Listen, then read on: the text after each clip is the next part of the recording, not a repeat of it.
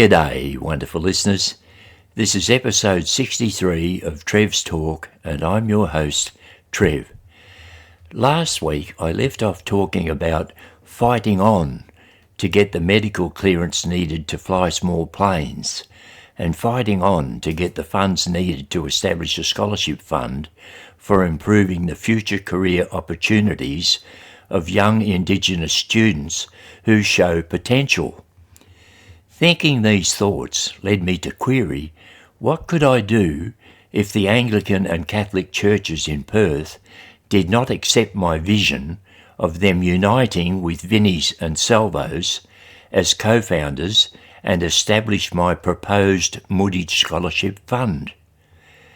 At this present time, I am not blessed with being widely known. I am not a popular singer or sportsman.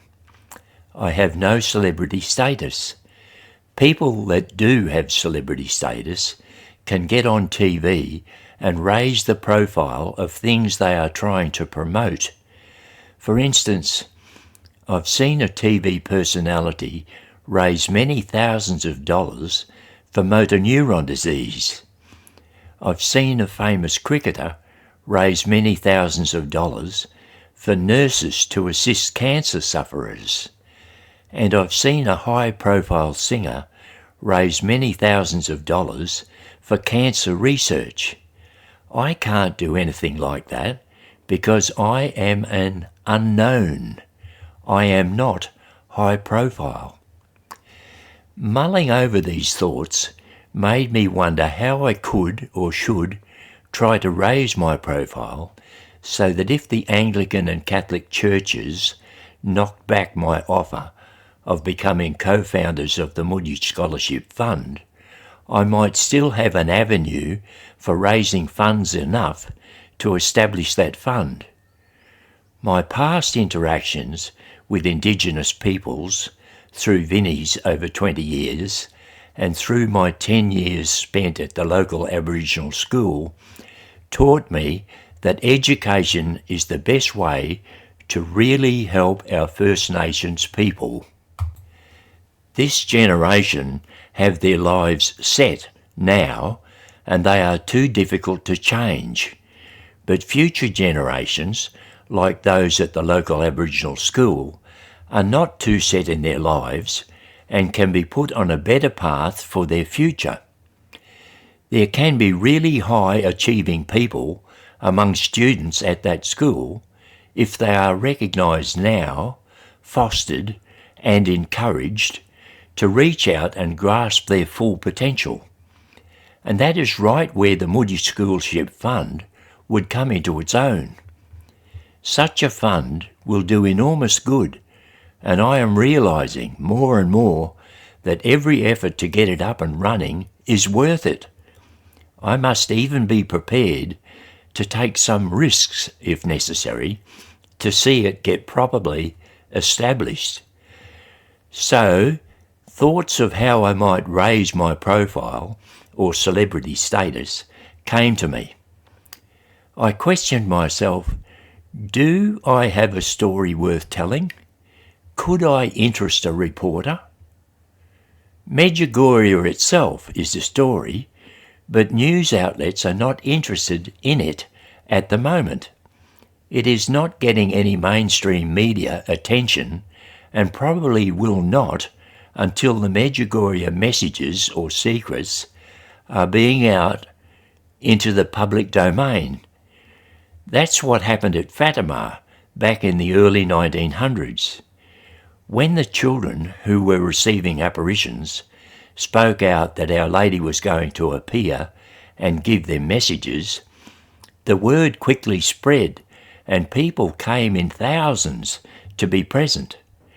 When the miracle of the sun and the miracle of the drenching rain mysteriously drying up took place, there were many thousands of people present, and that was widely reported in the press at the time. So, at present, reporters are probably not interested in Medjugorje itself, but they may be interested in how people have their lives changed by going there. my life was changed enormously. I had one life before visiting Medjugorje and a completely different life after that visit. And since that visit, I have been led through dreams, GBs, my word for goosebumps, and powerful ecstasies in the night to do charitable things like help the students at our local Aboriginal school improve their education. And an interesting reporter, or an interested reporter, could go on YouTube to find testimonials by other visitors to Medjugorje who had healings or life changes. It also points to the power of change visiting Medjugorje brings when you know that even at the advanced age of nearly 85, my urge for doing charitable work has not diminished. I am working diligently to get the Moorditj Scholarship Fund project up and running. When I could not get Jewish and Muslim involvement in the project, I diverted my attention to Christian churches. Now, there is a story, surely, whether the Christian churches come on board as co-founders of the Moorditj Scholarship Fund or not. Also, an interesting side issue is that at the same time I've worked hard towards establishing the Scholarship Fund project, I have been fighting the Aviation Authority to get a medical clearance to fly small planes. That fight has taken several twists and turns and is still going on with my claim that the Aviation Authority is discriminating against me. That may add some interest to the main story. Man in his 80s fighting for his right to fly, sort of thing. There is a twist too, in that the reason I want to fly is so that I can fly around the country regional towns giving talks to sell my self-published book and use myself as a demonstration of how a person can be rehabilitated from mental disability, overcome stigma, and achieve highly in the community. After mulling over all this, I came to think, yes, I do have a story. That made me recall a half-hearted attempt I had made, which I reported to you, wonderful listeners, back in episode 48, where I tried to contact Benjamin Law of the ABC's TV program Compass. My attempt then was only half-hearted, and I did not really anticipate getting an answer, so when my attempt disappeared into time past, I just forgot about it. But now it's different. I believe Benjamin Law might really be interested. So I put together a short writing of things I've mentioned here just now and posted it on Ben's Submit for Publication form on his website. Now I must wait and see if he picks my story up. If he does decide to do a story, it will raise my profile in the public and open doors that are not open to me now.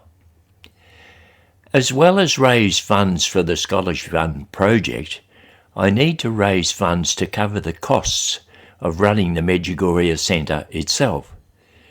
Because the charity has no wages, rent or admin costs to worry about, except for insurances and some minor items, I must raise only a small amount, and I do that by offering some advertising space on the sides of the charity's minibus. A friend, Phil, works at Toyota. I've mentioned him before, and he canvasses some businesses he deals with to advertise on the minibus and raise funds to cover the admin costs I just spoke of. Well, Phil has worked his magic once more, because Canning Vale Toyota has just this morning advised that they have deposited to the charity's bank the annual fee for advertising their name on the minibus for 2026. So that was a very pleasant surprise. Having pleasant surprises like that are more important than you might think, because they can come at a time when I am feeling discouraged, which does happen from time to time. It is hard to keep enthusiasm alive day after day when lots of the time I am waiting for some results from a move I have made, like reaching out to the Christian churches for funds or sponsorship. When I get good news like that just mentioned from Phil and Canning Vale Toyota, it gives me a boost, and boosts like that keep me enthused for quite a while. Now, I do have some really good news that has boosted me well and truly, but there is not enough time this episode to tell you about it and give it the credit it deserves. So, wonderful listeners, I will save it for next week's episode, and until then, this is Trev tuning out